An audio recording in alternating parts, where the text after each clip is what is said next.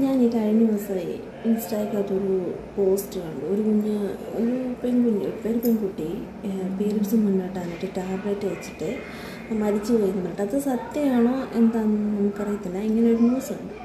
അതിൻ്റെ ഇതിൽ ഞാനൊരു കാര്യം പറയട്ടെ. നമ്മൾ ഒരിക്കലും ഒരു മെഡിസിൻസും ഡോക്ടറുടെ പ്രിസ്ക്രിപ്ഷൻ അല്ലാതെ യൂസ് ചെയ്യരുത്.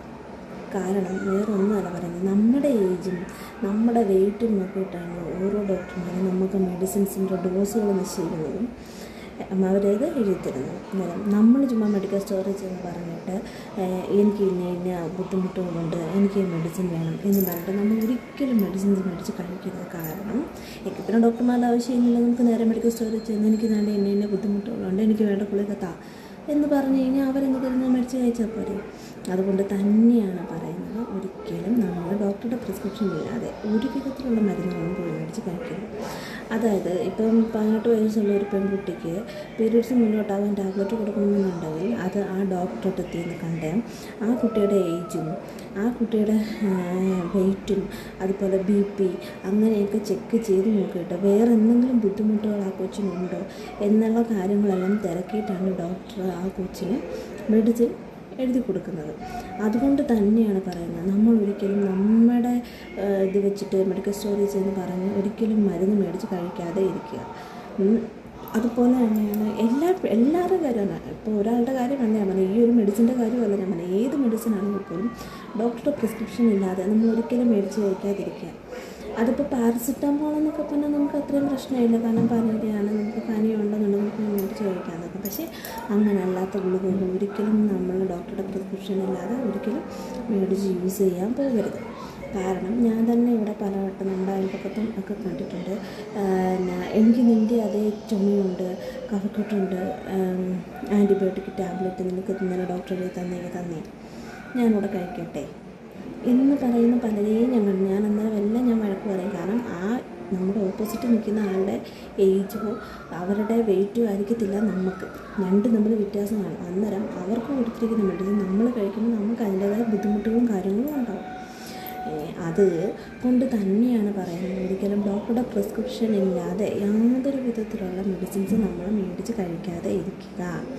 ഞാനൊരു നേഴ്സ് ആയതുകൊണ്ടാണ് കൂടുതലും പറയുന്നത്. ഞാൻ എൻ്റെ കുഞ്ഞിനാണെങ്കിൽ പോലും വയറുവേദനയുടെയും ഗ്യാസിൻ്റെയും സപ്പോസിറ്ററി, അതായത് പനി കൂടുമ്പോൾ വെക്കാനായിട്ടും മോശം പോകാതെ ആകുമ്പോൾ വെക്കാനായിട്ടും അതുപോലെ പനിയുടെയും അത്യാവശ്യം വേണ്ട മരുന്നുകളെല്ലാം ഞാൻ മേടിച്ച് ഇവിടെ കരുതി കൊണ്ട് വെച്ചിട്ടുണ്ട്.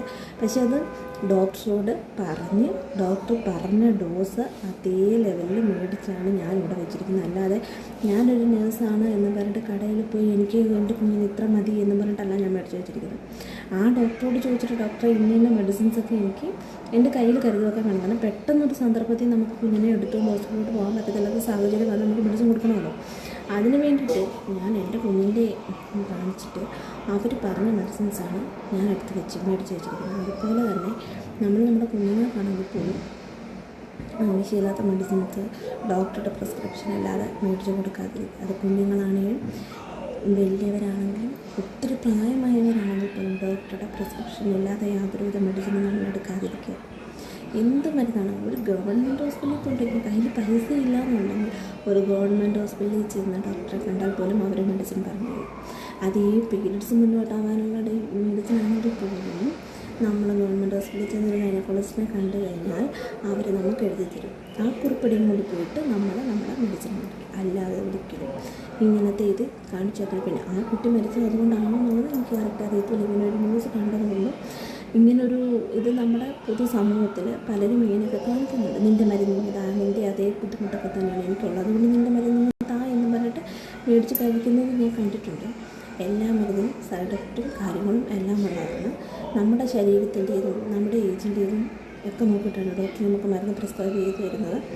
അല്ലാതെ നമ്മൾ മരുന്ന് മേടിച്ച് കഴിക്കുമ്പോൾ അതിൻ്റേതായ ബുദ്ധിമുട്ടുകൾ നമ്മുടെ ശരീരത്തിലുണ്ട്.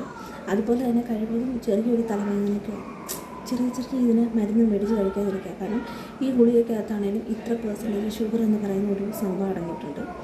അത് നമ്മൾ ഇങ്ങനെ ചുമ്മാ ചെറിയ തലവേദനയ്ക്കും ഒരു ചെറിയ തുമ്മൽ വന്ന ഉടനെ പോയി മെഡിസിൻ എടുത്ത് കഴിച്ചു കഴിഞ്ഞാൽ അതിനകത്തെ ആ ഷുഗറിൻ്റെ കണ്ടൻറ്റ് നമ്മുടെ ശരീരത്തിലോട്ട് ആവുകയാണ് ചെയ്യുന്നത്. അങ്ങനെയും നമുക്ക് ചുമ്മാ മെഡിസിൻ മേടിച്ച് കഴിച്ച് നമുക്ക് ഷുഗർ വരും. അതുപോലെ എല്ലാവരും ഒരു ചെറിയ തുമ്മൽ വന്നാൽ ഒട്ടന്നെ നമ്മുടെ ഗുളിക എടുത്ത് മേടിക്കും, തുമ്മലിൻ്റെ ഗുളിക മേടിക്കും, സിട്രസിൻ. ഈ സിട്രസിനൊരു സൈഡ് എഫക്റ്റ് ഉണ്ട്. ഈ സിട്രസിൻ കഴിച്ച് കഴിഞ്ഞാൽ നല്ലതായിട്ട് ഉറക്കം കിട്ടും. അതറിയാം. നമ്മളിപ്പം ചിലർ പറയും എനിക്ക് ഇന്ന് തുമ്മലുണ്ട്, അതുകൊണ്ട് ഞാൻ ഇന്ന് സിട്രസിൻ കഴിക്കും. പക്ഷേ എനിക്ക് അത് ഡെയിലി നമ്മൾ യൂസ് ചെയ്ത് കഴിഞ്ഞാൽ പിന്നെ രാത്രിയിലൊന്നും ഉറങ്ങണമെന്നുണ്ടെങ്കിൽ സിട്രസിൻ ഇല്ലാതെ നമുക്ക് ഉറങ്ങാൻ പറ്റത്തില്ല എന്നുള്ളൊരവസ്ഥ വരും. കാരണം ഞാനങ്ങനെ സിട്രസിൻ കഴിച്ചുകൊണ്ടിരുന്നൊരു വ്യക്തിയാണ്. ലാസ്റ്റ് എനിക്കതൊരു ഭയങ്കര പ്രശ്നമായി തീർന്നിട്ട് പിന്നെ ഞാൻ ഡോക്ടറെ പോയി കണ്ടു. ഡോക്ടർ എന്നിട്ട് എൻ്റെ അടുത്ത് പറഞ്ഞു കഴിവതും സിട്രസിൻ ഒഴിവാക്കൂ എന്ന് പറഞ്ഞിട്ട് എൻ്റെ അലർജിക്ക് വേറെ മെഡിസിൻ തന്ന് അങ്ങനെയാണ് ഞാൻ ആ സിട്രസിൻ എന്നുള്ള നിർത്തിയത്. അതുകൊണ്ട് തന്നെയാണ് പറയുന്നത്, നമ്മളൊരു മെഡിസിൻ കഴിക്കുമ്പോൾ നമ്മൾ ഡോക്ടറെ പോയി കണ്ട് നമ്മുടെ കാര്യങ്ങൾ പറഞ്ഞ് മരുന്നൊക്കെ കഴിക്കുക. അല്ലാതെ ഒരിക്കലും ചുമ്മാ എടുത്ത് അത് പീരിയഡ്സിൻ്റെ ആണെങ്കിൽ പോലും നമ്മളൊരിക്കലും ഡോക്ടറെ കാണാതെ മെഡിസിൻ മേടിച്ച് കഴിക്കാതിരിക്കുക.